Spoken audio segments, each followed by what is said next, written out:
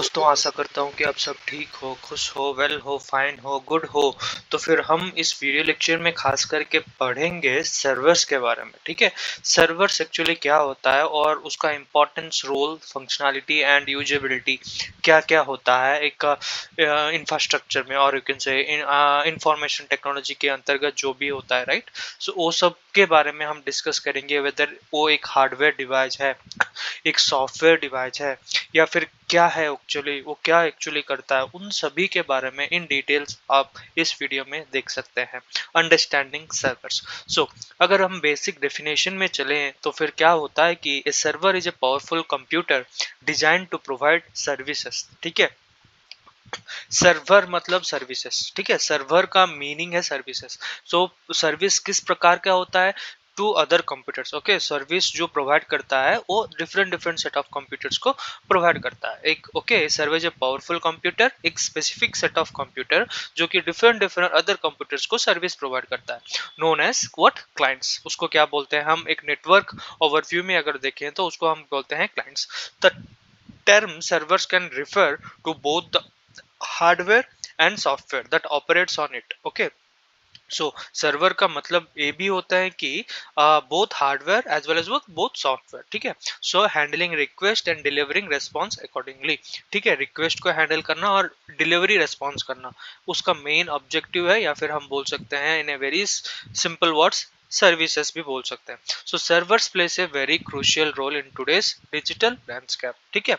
तो हम बोल सकते हैं कि हमारा इस डिजिटल लैंडस्केप में डिजिटल सर्वर्स या फिर डिजिटल वर्ल्ड में सर्वर्स बहुत बड़ा क्या बोलते हैं इंपॉर्टेंट रोल प्ले करता है, क्योंकि एक सेंट्रलाइज रिसोर्स होता है डाटा स्टोर के लिए, मैनेजमेंट के लिए और एक्सेस के लिए, ठीक है? सो server plays a very crucial role in today's landscape, or even we can say in digital landscape, because it usually provides and offers, even say we can say that it usually offers a centralized resources for different set of data, as well as the management and also the accesses which is being undergone, okay, or which is under that. So depending on their functions, servers can be classified into different types, such as web servers, file servers, database servers, and even many more, okay? So these use or their use is prevalence across various industries, enabling web hosting, email communication, data processes, and content delivery, just we can say to name a few. Understanding the various functionality and also the importance of several servers is vital for anyone involved in information technology, as they are from backbone of modern IT infrastructure, ठीक है?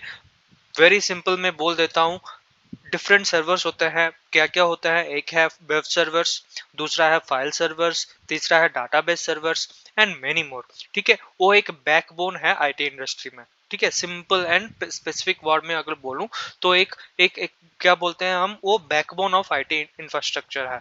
हम बोलते हैं उसको, क्या बोलते हैं? Servers, ठीक है? अगर सर्वर्स एक वेरी क्रूशियल रोल प्ले करता है, और हम उसके बारे में भी डिस्कस करेंगे। कोर फंक्शनैलिटी ऑफ सर्वर्स, क्या क्या है उसका फंक्शनैलिटी? पहला है डाटा स्टोरेज एंड मैनेजमेंट, ठीक है? उसका बाद है एप्लीकेशन होस्टिंग, तीसरा है नेटवर्क मैनेजमेंट एंड चौथा है process request. So data storage and management में क्या क्या होता है कि servers basically provides a centralized respiratory for storing data such as files, images, and even we can say databases. They are configured to manage large set of volumes of information securely and efficiently. Again I repeat, servers provides a centralized repository for storing data such as files, images, and database. They are configured to manage large volume of information securely and efficiently. तो servers क्या होता है कि data management जो कि होता है वो एक सेंट्रल रेस्पिरेटरी है।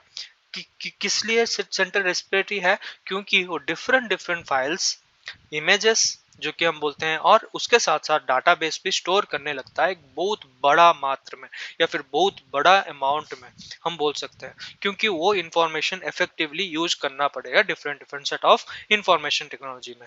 उसके बाद application hosting. So many application runs on server to ensure they are accessible from anywhere in the world.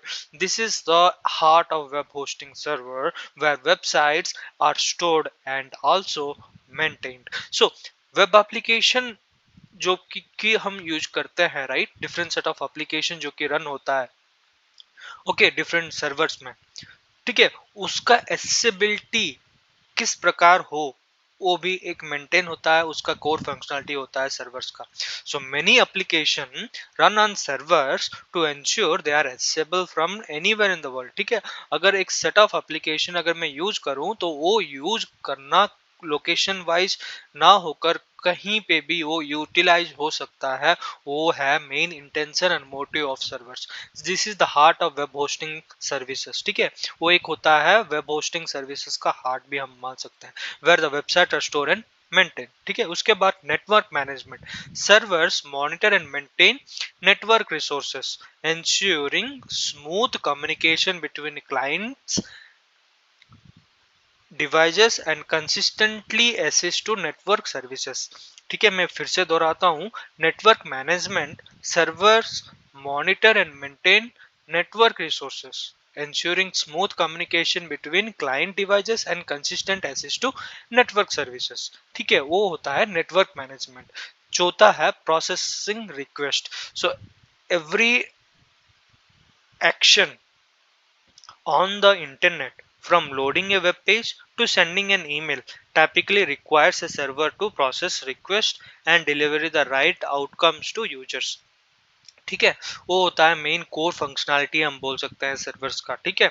तो मेंटेन करता है क्लाइंट डिलीवरी एंड कंसिस्टेंट एसिस का, वेब होस्टिंग में भी अप्लाई करता है। वेब होस्टिंग जैसे कि होता है एसेबल, कोई भी पार्ट में एसिस कैसे करना है वो सर्वर्स का मेन फंक्शनैलिटी है। उसके बाद डाटा स्टोर भी करना है, वो भी मेन फंक्शनैलिटी है सर्वर्स का। Types of servers and their users, तो कौन कौन सा सर्वर्स है और उसका यूज क्या क्या है।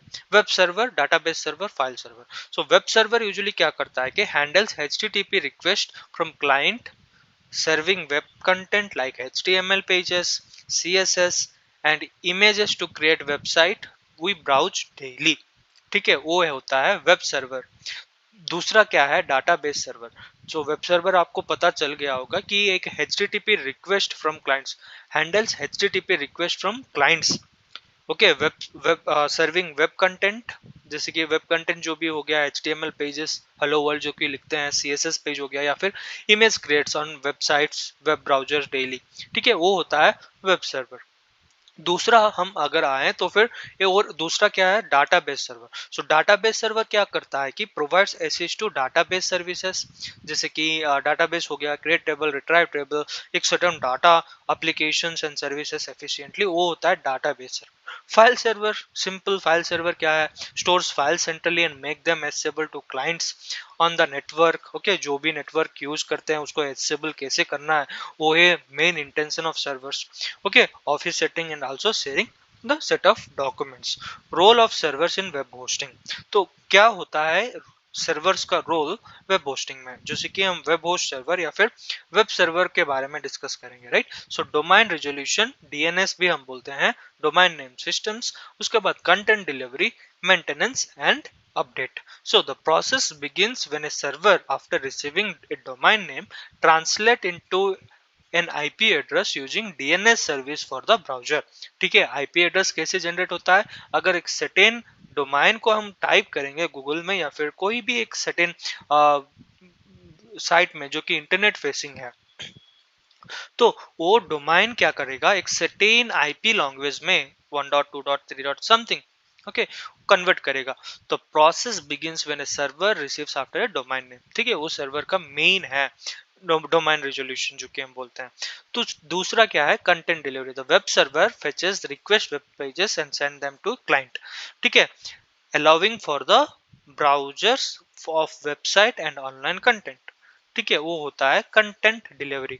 तीसरा क्या है, maintenance and update, web servers are maintain to ensure uptime and performance including updates to web content and also the application, वो होता है मेंटेनेंस ऑफ वेब सर्वर और वेब होस्टिंग सर्वर।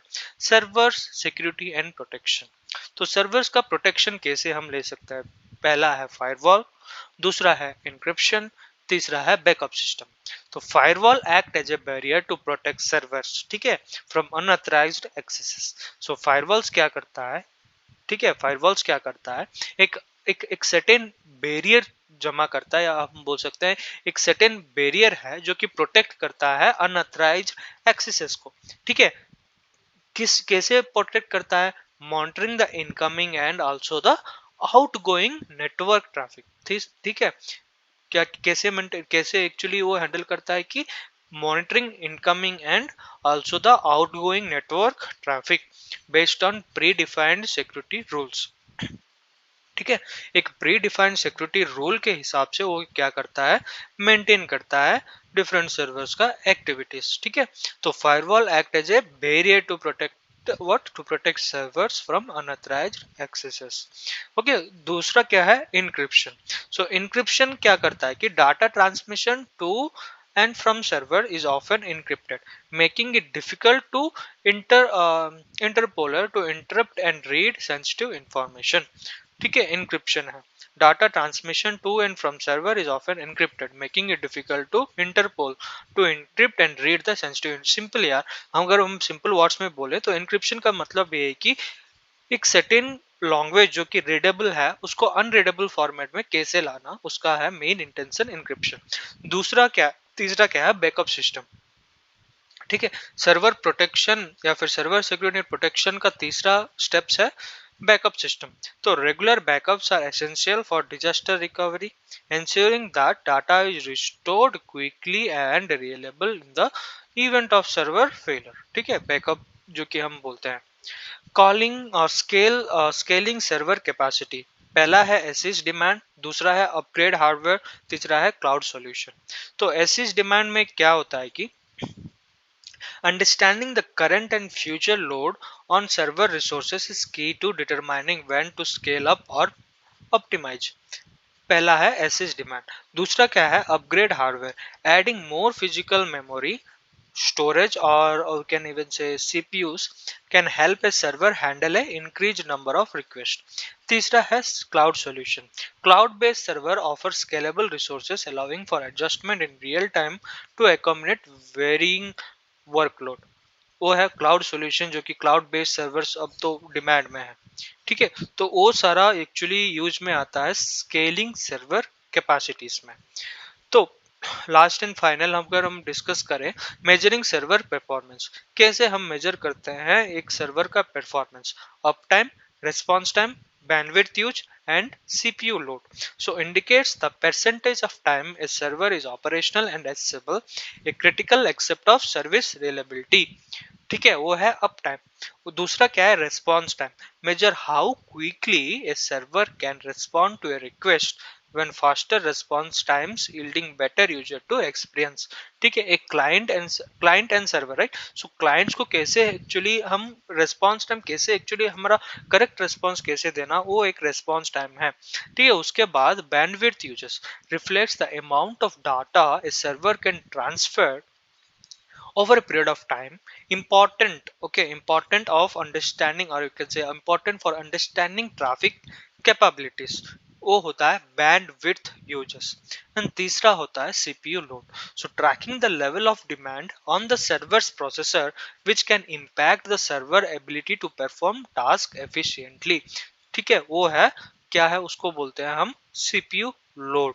ठीक है, हम डिस्कस किए हैं अप टाइम, दूसरा है रेस्पॉन्स टाइम, तीसरा है बैंडविड्थ यूज, जो कि मेजरिंग ऑफ सर्वर परफॉर्मेंस कैसे हम हैंडल कर सकते हैं।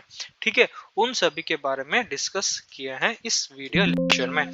ठीक है, आशा करता हूं कि आपको समझ आ गया होगा अंडरस्टैंडिंग सर्वर्स या फिर सर्वर्स का utilization. So I hope you have enjoyed the session folks, so let me end the video here itself for you। Thank you।